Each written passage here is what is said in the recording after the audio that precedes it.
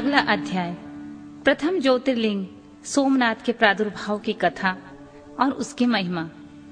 तदनंतर कपिला नगरी के कालेश्वर, रामेश्वर आदि की महिमा बताते हुए सूत जी ने समुद्र के तट पर स्थित कोकर्ण क्षेत्र के शिवलिंगों की महिमा का वर्णन किया।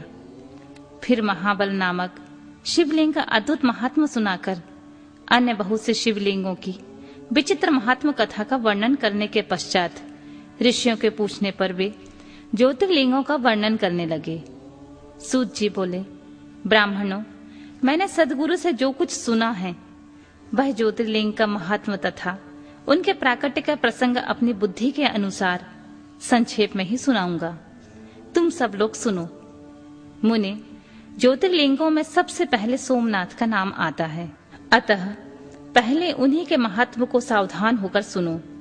मुनीश्वरों, महामना प्रजापति दक्ष ने अपनी अश्विनी आदि 27 कन्याओं का विवाह चंद्रमा के साथ किया था।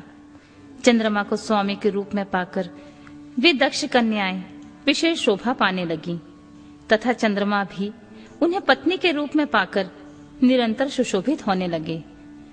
उन सब पत्नियों में जो रोहिणी नाम की पत्नी थी, एकमात्र वही चंद्रमा को जितनी प्रिय थी उतनी दूसरी कोई पत्नी कदापि प्रिय नहीं हुई। इससे दूसरी स्त्रियों को बड़ा दुख हुआ। वे सब के सब अपने पिता की शरण में गईं। वहां जाकर उन्होंने जो भी दुख था उसे पिता से निवेदन किया। द्विजो, वह सब सुनकर दक्ष भी दुखी हो गए और चंद्रमा के पास आकर शांतिपूर्वक बोले, कलानिधि, तुम निर्मल कुल में उत्पन्न हुए हो। तुम्हारे आश्रय में रहने वाली जितनी स्त्रियां हैं उन सब के प्रति तुम्हारे मन में न्यूनाधिक भाव क्यों है? तुम किसी को अधिक और किसी को कम प्यार करते हो। अब तक जो भी किया सो किया, आगे अब ऐसा नहीं करना।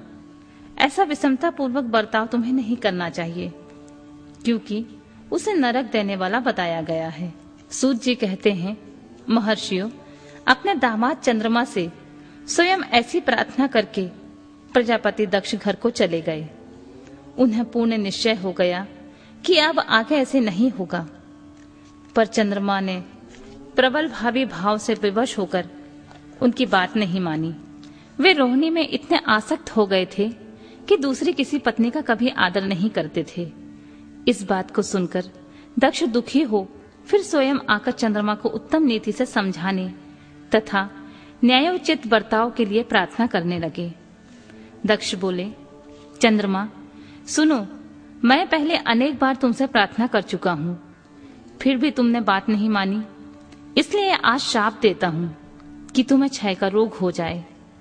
सूत जी कहते हैं, दक्ष के इतना कहते ही क्षण भर में चंद्रमा क्षय रोग से ग्रस्त हो गए। उनके क्षीण होते ही उस समय सब और महान हाहाकार मच गया। सब देवता और ऋषि कहने लगे, हाय हाय, अब क्या करना चाहिए? चंद्रमा कैसे ठीक होंगे? मुने, इस प्रकार का दुख में पड़कर वे सब लोग बिहल हो गए। चंद्रमा ने इंद्र आदि सब देवताओं तथा ऋषियों को अपनी अवस्था सूचित की। तब इंद्र आदि देवता तथा वशिष्ठ आदि ऋषि ब्रह्मा जी की शरण में गए। उनकी बात सुनकर ब्रह्मा जी ने कहा, देवताओं, जो हुआ सो हुआ, अब वह निश्चय ही पलट नहीं सकता। अतः उसके निवारण के लिए मैं तुम्हें एक उत्तम उपाय बताता हूँ। आदर पूर्वक सुनो।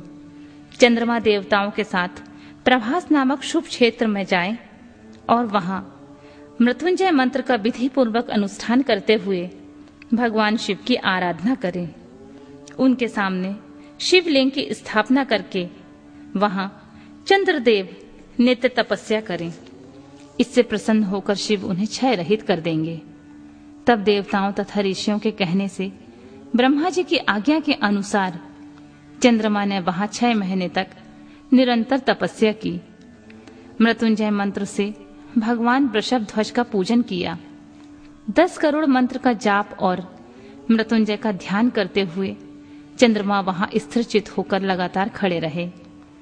उन्हें तपस्या करते देख भक्त वत्सल भगवान शंकर प्रसन्न हो उनके सामने प्रकट हो गए और अपने भक्त चंद्रमा से बोले, चंद्रदेव, तुम्हारा कल्याण हो। तुम्हारे मन में जो अभीष्ट हो वह वर मांगो। मैं प्रसन्न हूं तो मैं संपूर्ण उत्तम वर प्रदान करूंगा। चंद्रमा बोले, देवेश्वर, यदि आप प्रसन्न हैं तो मेरे लिए क्या असाध्य हो सकता है। तथापि प्रभु शंकर, आप मेरे शरीर से इस क्षय रोग का निवारण कीजिए।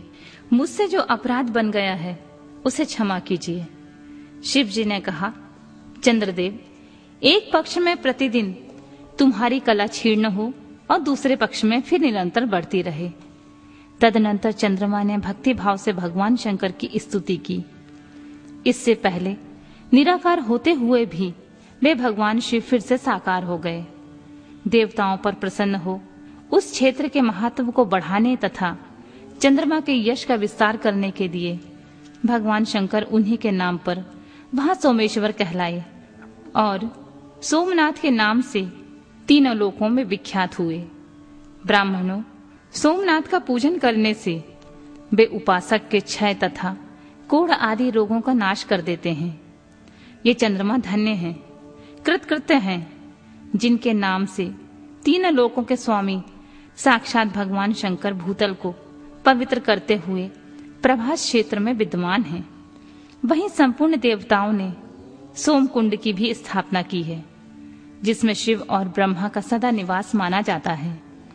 चंद्रकुंड इस भूतल पर पापनाशन तीर्थ के रूप में प्रसिद्ध है।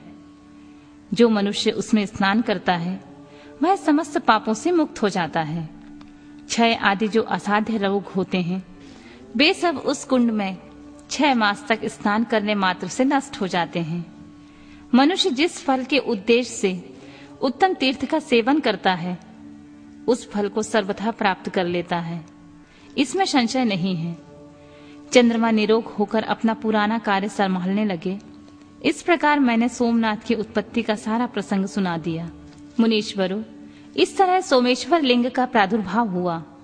जो मनुष्य सोमनाथ के प्रादुर्भाव की इस कथा को सुनता है अथवा दूसरों को सुनाता है वह संपूर्ण अभीष्ट को पाता है और सब पापों से मुक्त हो जाता है।